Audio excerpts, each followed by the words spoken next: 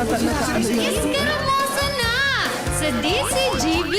Escaramuza, istorya sa kakanan, mano-mano sana. Marina, intra na sa Escaramuza.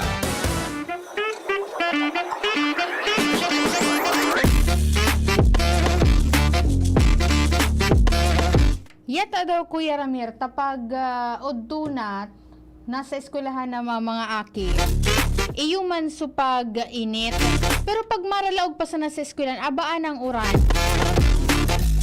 Panduwang aldaw na pag early morning digdi sa sentro kan Legazpi, pati na dyan sa may southern part ka na Legazpi, sa southern part kan syudad. Pag mga alos na Kuya Ramir, tapos so, oras na kan pag biyarahe, pagharali kan mga estudyante sa indang mga sa indang mga harong, tangani magpasiring sa mga eskwelahan, abaan ang uran. Kaya medyo dipisil ang pagsakay sa mga pampublikong bihikulo, at the same time itong sa mga sa mga nagraralakaw, talagang nadidipisila.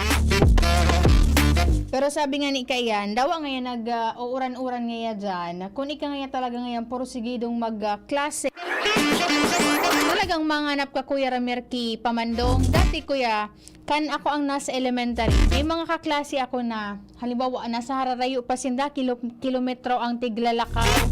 Maabot yan Kuya Ramir sa mga eskwelahan, ang pandong ninda anaha, dahon kibata, tapos itong sugalyang baga Kuya Ramir sa paborito. Tadakula ang baga kaan ang daho. Iyan an sa indang mga pamandong tanganing makaabot sa mga eskwelahan. And tama talaga itong sa mga istorya dati na dawa ngaya grabe na ngaya ang pagbaha sa samuyang lugar. Kung dai pa ngaya iyan signal number 1, dai pa ngaya maurulian mga estudyante ka. Ang iba nga ni mga kaklase ko dati, urugmahon ka iyan ta, iwawaralat sa naninda sa indang mga gamit sa eskwelahan, tapos mapaururan na iyan pag mapauli na sa indang mga residence. Sabi ni Kuya Jimmy na salita, sabi na, sigsendan ko kaya Kuya Ramir kang picture ni Kuya Jimmy na tiga-kauron kasubago si Regional Director Police Brigadier General Andrea Perez Diz. Sabi na, may CCTV ka, paano mo nakuha iyan?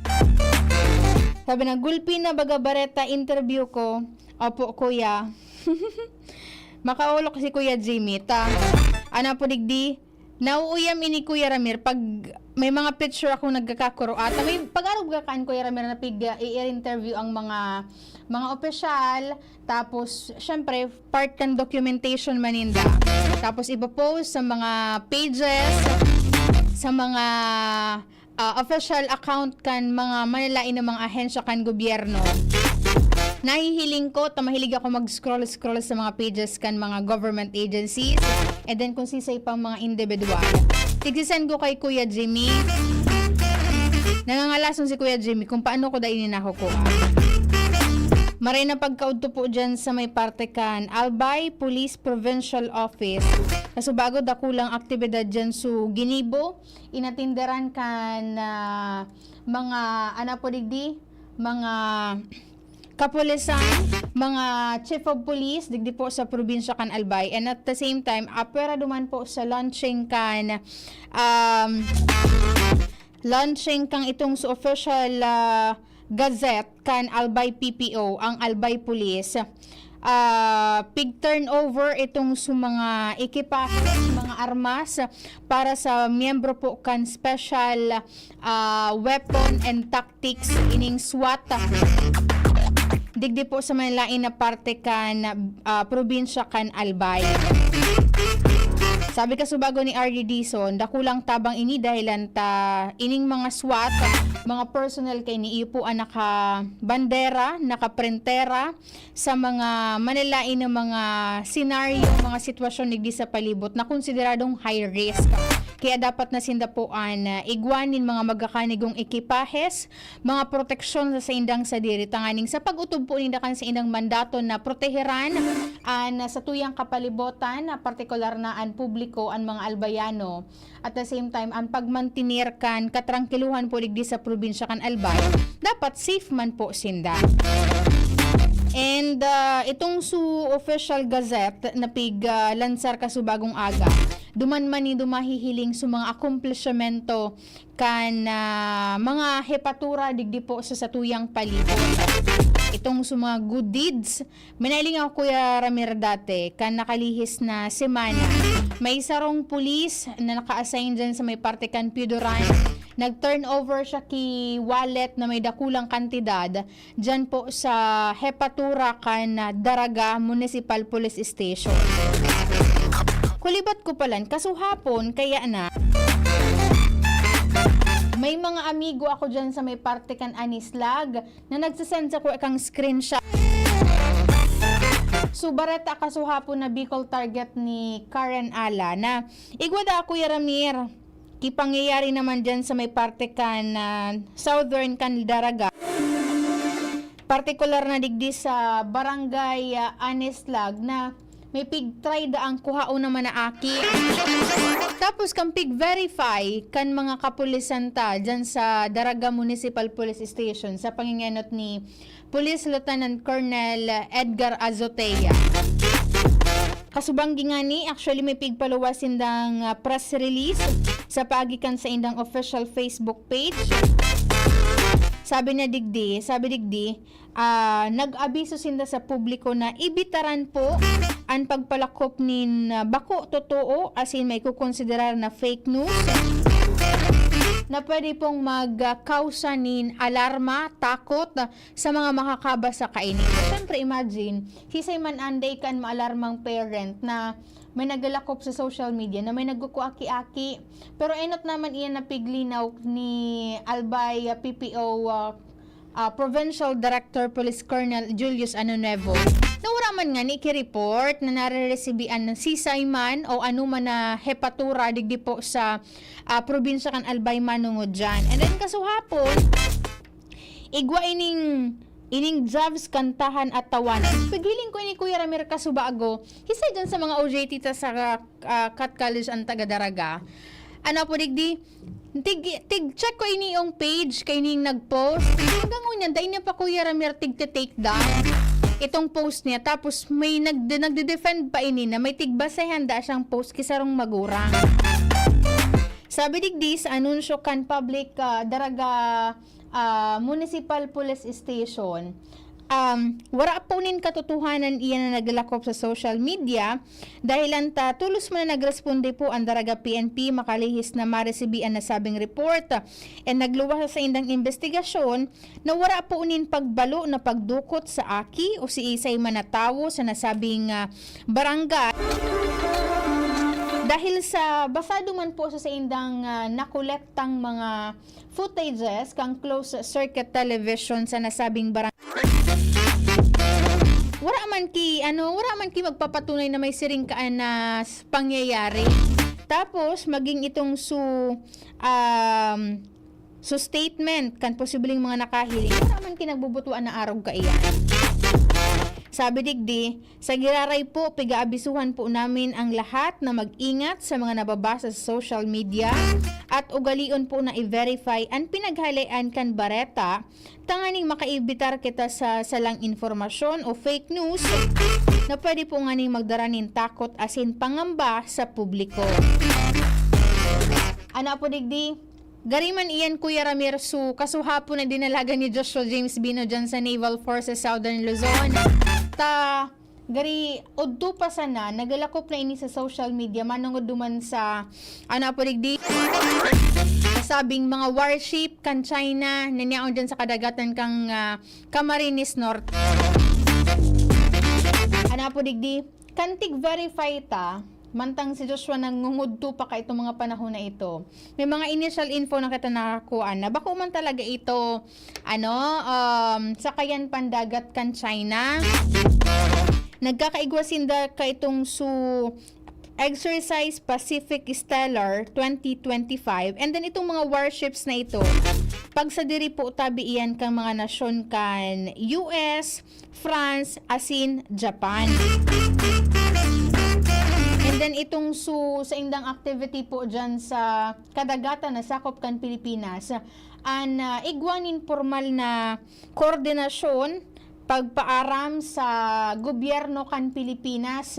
And then itong nahiling na mga sabing Chinese wars, nagsagin-sagin na ito, Kuya Ramir, na actually barko po ito kang France na nagsagin-sagin na Chinese warship. Ayan baga, so nag-circulate kaso hapon makaskaso na nag-circulate, Kuya Ramir, iyan na information na iyan sa social media, bako lang din sa probinsya kan Camarines Norte. And then afterwards tiglinaw na ni Lieutenant John Emmanuel Siso, ang Director kan Public Affairs Office. Pero before ito, Kuya Ramir, na confirmation ni Lieutenant Siso, so paborito mong amigo na nasa Solcom na ngunya, tigkatawa na ako kay idea. Kaso dahil lang siya nakakapagtao ni direktang informasyon. Tabako ngaya ako, Miss Angel, Ma'am Angel, ang dapat ngayang personang masimbag ngaya kaiyan sa imo. Kaya ngunit ngaya tigatawan ta ka ideya na i-pursue mo ngaya ang pag-follow up ngaya kaiyan sa Naval Forces Southern Luzon. And kasubagong agaman din, may pigpaluwas na statement ang Coast Guard District Bicol sa pahinganat po ni Commodore Roldan. Manungod nga ni po dyan. Pero da ka ini mga tugang na dyan sa may parte kan Camarines Norte, enot na nahiling ang mga sakayan pandagat na iyan dyan sa may parte kan Pandan Katanduanes. And then clarify naman iyan kaso hapon. And then ang pangapudan na lang digdikan Coast Guard District Bicol sa publiko na maging vigilant. And then, syempre, mag-rely sa mga reliable as in lehitimong sources ng mga informasyon, tanganing maibitaran ta po itong pagpapalakop ni misinformation. Mantang po sinda, po digdi, padagos ang pag-monitor as in pagpapatrolya sa kadagatan na sakop kan rehiyon para magkondukta po kan masiguro ang maritime safety and then iba pang security operation. Mantang pigpoproteheran po ang gabos, ang teritoryo kan Bicol Region, and then syempre itong pagpreserbar sa marine environment. Iyan ang paglilinaw man kan Coast Guard District Bicol sa paagi po kan sa indang official press release na ipinaluwas man sa paagi kan sa indang official Facebook account. Maray na paggoto kay Kapitan Randy Velasco kan Barangay Ilawod, Daraga Alba. Kuya Randy, maray na pagkaudto po tabi sa imo. Kumusta ang Barangay Ilawod? Kumusta kay regards po kay Ate Angie, kay Tintin, and then kay Kuya Mac, sa imong mga residentes po dyan sa barangay. Salamat po sa perming pag-antabay sa DCGB. Ini si Kuya Randy, Kuya Ramir, dahil lang ini nagaparatext. Pero ang barangay hall kaini, may naka-steady na transistor radio na nakatutok permi sa DCGB. Pag papalasokon ngaya Angel, uugnoton mila ngaya sa saksakan. Tapos pag iyo-on, isaksak girari sa kuryente, automatic iyan. Ang stasyon niya, 729 kHz. Maray na pagkaudo kay Mama Lorna Plaza, nakaantabay po ngunyan. Si Bogie Bogs, hi Ma'am Angel. Sisay niyo daw. Di ko alam kung sisay sa mga amigo ko ang may pangaran kaini sa social media. Maray na pagkaudo po sa imo, Sir or Ma'am. Sabi digdi ni Sir Aladin Mallorca Leona. Maray na udto po Ma'am Angel, naka-monitor po kami digdi sa Barangay Leona Pilar. Mauranon digdi sa amon nga na. Oy, digdi po kuya sa sa sentro kan Legazpi. Medyo uraw-uraw na po, pero malumlum po ang samuyang palibot digdi. Sabi ni Sir Jose Peñalosa, pa-shoutout Ate Angel sa agum ko na si Marilyn. Palagi pong nag-iimati sa program you. Salamat po. Kay Sir Phil Balila Jr., nakaantabay da po ngunyan from Santo Domingo, Albay. And then kay Sir JM Magpusaw, pa-shoutout da sa mga taga-Common, Malinaw, Albay. Nakaantabay po ngunyan sa tuya sa DCGB News Online. Kulibat ko pala, so mga interesado pong magpartisipar sa job fair sa February 21, binuksan na po kan Peso Legazpi sa panganat ni Sir Dad Saranieses. Ito pong pagpaparehistro kan mga interesadong magpartisipar po digdi sa Peso 2025 Job Fair. Diyan po yan sa ICR sa Barangay Bitaano, Legazpi City. Maray na pag-go to kay Ate B. Rodriguez sa Flora and then sa Familia Flora. Diyan po sa Barangay Sagpon kan Daraga Albay. Nakaantabay ngunyan si Ate B. Ate B, maray na pag-go to po sa imo dyan. And then kay Kuya Nems Flora. Sabi digdi, kay puhanda po kaya na magrehistro duman sa ipig-provide na link kan Peso Legazpi. Tanganing matauwanin ma-prioritize na makalaog po sa venue sa Biyernes. Ang link kaya Kuya Ramir, ngayon duman sa hanapan po nindo an official Facebook page kan Peso Legazpi. May hiling nindo enduma tayo ang nakapin sa indang official Facebook page. Sabi digdi, para naman duman sa mga dai nakapag-register online, pwede man garay sindang ma-akomodar and then ano po digdi, tatawan ka ining 3 peso line stub coupon pag nag-abot na po sa event area.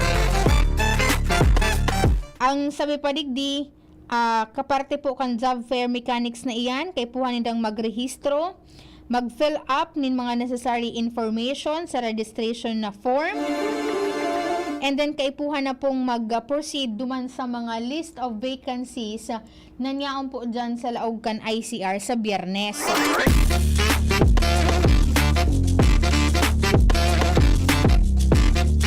Iyan ang mga anunsyo hali po sa Peso Legazpi.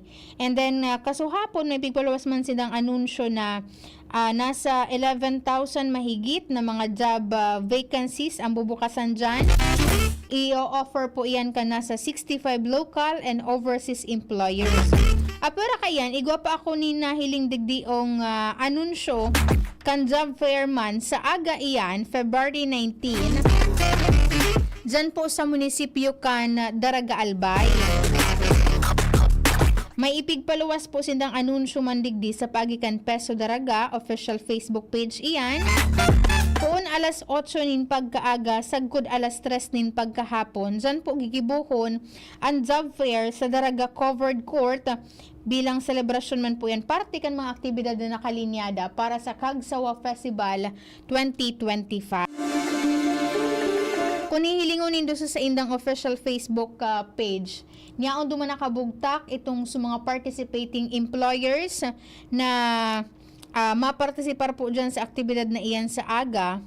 And pwede na kamong mag-scout duman, maghiling kung anong mga kumpanya ang target po indong applyan, depende po sa indong skills.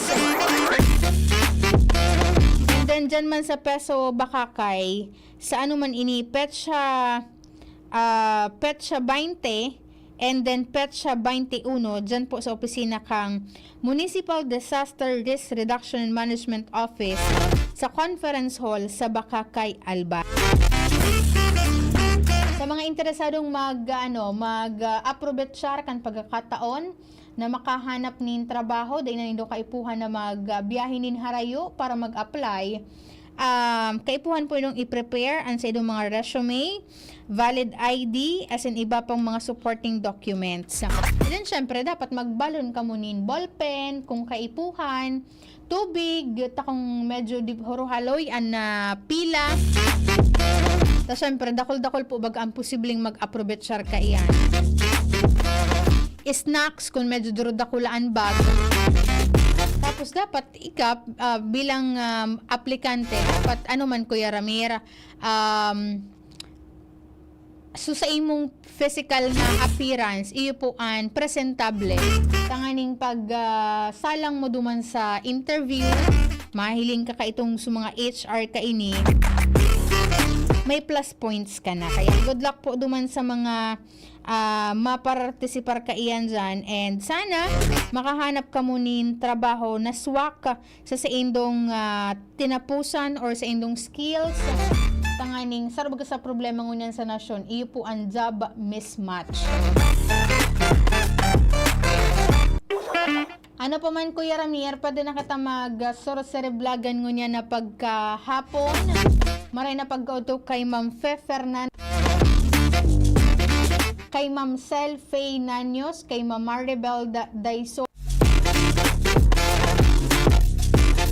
kay Sir Arnold Magda, Angel Trelles, Jam Legaspi Albay, kay Ma'am Regina Lovino, Christy Bandola, Marcia Noel, and then kay Ma'am Leia Navio, nakaantabay po muna na pagkaud. Ang sa kuyang kapartner po sa Lado Technical, si Kuya Ramir Tanay, sa IT niya po dyan, ang sa muyang mga OJT, hali sa Cut College, si Ernesto Bravo, and then si John April Austero, and then si Jerome Nico Martinez. Ako po tabi ang sinong nakaibahan nguna na pagkaud to. Ako po si Angel Mustaza. Bye-bye!